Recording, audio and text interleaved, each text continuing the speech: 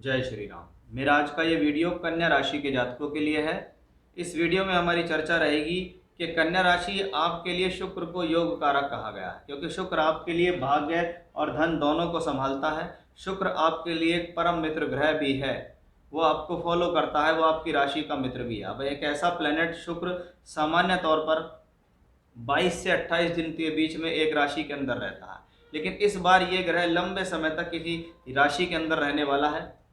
इस वीडियो में हमारी चर्चा रहेगी कि शुक्र आने वाले 84 दिनों के अंदर कर्क राशि और सिंह राशि दोनों में मिलकर लंबे समय तक रहेंगे। जहां ये वक्री भी होंगे, जहां ये मार्गी भी होंगे, उसका आपके जीवन पर क्या प्रभाव पड़ेगा, किस तारीख को ग्रह वक्री है, कब मार्गी है, कब आपके लिए पॉजिटिव है, कब आपके लिए सावधानी है, वो सब कुछ मैं इस वीडियो में विस्तार से चर्चा करने वाला हूँ। इसलिए वीडियो को ध्यान से सुने और अंत तक सुने, जिससे आपसे कोई जानकारी ना चूक जाए। सबसे पहले हम बात करेंगे कि शुक्र ग्रह 6 जुलाई 2023 को राशि परिवर्तन करेंगे। अभी तक देखें तो 6 जुलाई तक भी अगर देखें तो शुक्र कर्क राशि में गोचर कर रहे हैं, आपकी राशि से 11th हाउस के अंदर। जैसे ही 6 जुलाई आती है, शुक्र यहाँ से निकलकर 12वें घर में पहुंच जाते हैं, जो 12वां घर कहीं ना कहीं दूरी के लिए, खर्च के लिए, नुकसान के लिए, यात्राओं के लिए और एक्स्ट्रा एफर्ट्स के लिए कहा जाता है। वहां पर शुक्र पहुंच गया सौम्य ग्रह होकर। अब शुक्र को 12वें घर में जाने का कहीं दोष नहीं लगता। बहुत से क्लासिकल्स किताबों में आप पढ़ेंगे कि 12वें घर का शुक्र लग्जरी दायक है। 12वें घर में शुक्र हो तो कहीं ना कहीं से सुख साधन आता है, क्योंकि 12th हाउस कहीं ना कहीं आपके शयन सुख का, सैया सुख का, बेडरूम का होता है और शुक्र इस चीज का कारक है। इसलिए शुक्र ग्रह को 12वें घर में बैठने के बाद भी अच्छे नंबर प्राप्त होते हैं। कि अगर शुक्र 12वें घर में गया है, राजा की राशि सिंह राशि के अंदर गया, यानी ये आपकी लग्जरी में वृद्धि करेगा, आपके विचारों को बढ़ेगा। तो बहुत बार क्या करेगा, आपकी लस्ट को यानी आपकी हवस को भी बढ़ा सकता है। उस चीज का थोड़ा सा कंट्रोल करें। व्यक्ति के विचार थोड़े ऊंचे लेवल के हो जाएंगे और उन विचारों में अगर शुक्र ग्रह हो तो अभी तक क्या होता था, बहुत लोग बाग किसी चीज पे 1000 रुपये खर्च कर रहे हैं तो उनके मन में विचार आया कि यार लोग बाग 5-5 हज़ार रुपये भी खर्च कर रहे हैं इन चीजों पे, तो क्यों ना मैं उस चीज की लग्जरी पे 5000 रुपये मैं भी खर्च करके देखूं। ये उस चीज की लग्जरी को बढ़ाने वाला होता है। अब धन भाव का मालिक शुक्र बैठा है दूसरे घर के अंदर। 6 जुलाई को राशि परिवर्तन होगा, 23 जुलाई को वक्री होगा, 7 अगस्त तक वक्री अवस्था में पीछे की तरफ चलेगा। यानी देखा जाए 6 जुलाई से 7 अगस्त तक शुक्र ग्रह राशि से 12वें घर में ही है। अब धन का मालिक 12वें घर में हो तो वो कहता है दूसरा घर पैसे का और 12वां घर खर्च का। सुख साधनों पर खर्च कराएगा ऐसा ग्रह, घूमने फिरने में, यात्राओं पर खर्च कराएगा ऐसा ग्रह, किसी प्रकार के लग्जरी को खरीदने में खर्च कराएगा।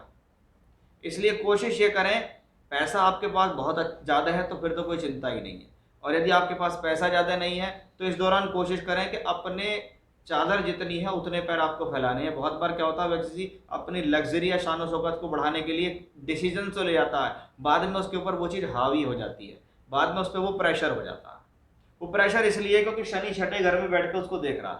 कोशिश करें 1 महीने के समय में किसी प्रकार के ऋण में ना पड़ जाए, किसी प्रकार के लोन्स में ना पड़ जाए। आप पता लगा जिम्मेदारी को पूरी करने के लिए या कुछ चीज खरीदने के लिए या शौक पूरा करने के लिए आपने ऋण तो ले लिया, प्लेनेट आया उसने ऋण दिला के आपको चला गया, लेकिन प्रॉब्लम हो गई।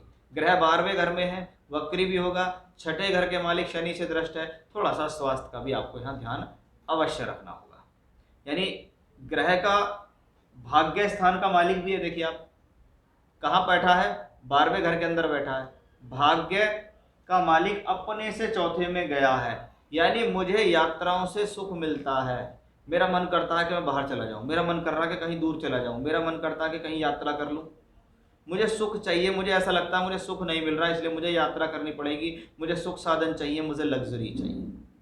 ये शुक्र ग्रह जब नवम का मालिक होकर 12वें घर में बैठता है तो आपके भाग्य को दूर से जोड़ता है। भाग्य बनाने के लिए यात्राएं करना, दूर स्थान से जुड़कर नौकरी करना, नौकरी में तब्दीली का विचार आना, स्थान परिवर्तन करना, यात्राएं करना, व्यापारिक यात्राएं करना, विदेश यात्राएं करना, एक्सपोर्ट इंपोर्ट, ये सब 12th हाउस में पहुंच रहा है। तो ये शुक्र आपको उन चीज़ों से जोड़कर लाभ देने में ही सक्षम है। इसको मैं कोई नुकसान भरा स्थितियां यहाँ नहीं कहूँगा कि आपको कोई बहुत ज़्यादा नुकसान होने वाला। जिन चीज़ों के बारे में समझाया वो आपको समझनी है। अब 7 अगस्त आती है जीवन में, 7 अगस्त जैसे ही जीवन में आएगी तो ये शुक्र ट्रांजिट करते हुए वक्री चलता हुआ वापस आएगा 11th हाउस में। अब 11वां घर है वृद्धि का, प्राप्तियों का, लाभ का, प्रमोशंस का। किसी प्रकार की तरक्की, किसी प्रकार का प्रमोशन, किसी प्रकार का पैसा अटका हुआ है, ड्यू है, तो वो इस दौरान मिलने की संभावना बढ़ेंगी, क्योंकि शुक्र जैसा ग्रह इच्छा पूर्ति के भाव में है कि मैं आपके जीवन में आपकी इच्छा पूर्ति करने के लिए आया हूँ, मैं आपके जीवन में आपको आगे बढ़ाने के लिए आया हूँ, मैं आपके जीवन में आपको सुख साधन देने के लिए आया हूँ। तो शुक्र अगर 11th हाउस में पहुंच रहा है तो ये आपकी जीवन में आपकी तरक्की को बढ़ाने के लिए, आपकी लग्जरी को बढ़ाने के लिए। अब ये शुक्र ग्रह क्या है, दूसरे घर का मालिक होकर 11th हाउस में बैठा हुआ, ये धनयोग है। अब ये धनयोग किस उसमें है कि पैसा तो ये लाएगा, मेरा जुड़ा हुआ धन मैंने कहीं ना कहीं व्यापारिक में या नौकरी की स्थितियों में लगा दिया, किस लिए, जिससे मुझे अच्छा रिटर्न मिल जाए। इसको ऐसे समझ सकते हैं, मेरे परिवार से मुझे पैसा मिल गया, मेरे घर परिवार से धन का सहयोग मिल गया, मुझे जीवन में आगे बढ़ना था, परिवार ने कहा हम आपका सहयोग करेंगे, परिवार वालों ने आपको पैसे दे दिए और आपको लाभ मिल गया। तो ये शुक्र उस लिहाज से अच्छा है क्योंकि 7 अगस्त से ये कर्क राशि में आएगा, 4 सितंबर तक ये वक्री रहेगा, फिर ये हो जाएगा मार्गी और उसके बाद वापस सिंह राशि में चलेगा 1 अक्टूबर को। यानी 7 अगस्त से लेकर 1 अक्टूबर तक शुक्र कर्क में ही रहेगा। तो धन का मालिक धन भाव में, इसका मतलब धन योग है, और धन का भाग्य का मालिक लाभ में, यानी भाग्य का धन से संयोग है। यानी जब तक ये कर्क में रहेगा तब तक ये ज्यादा पॉजिटिव होगा आपके लिए, क्योंकि यहाँ ये अपने से 10वें में है, तो ये अब भाग्य का मालिक होकर लाभ में बैठा।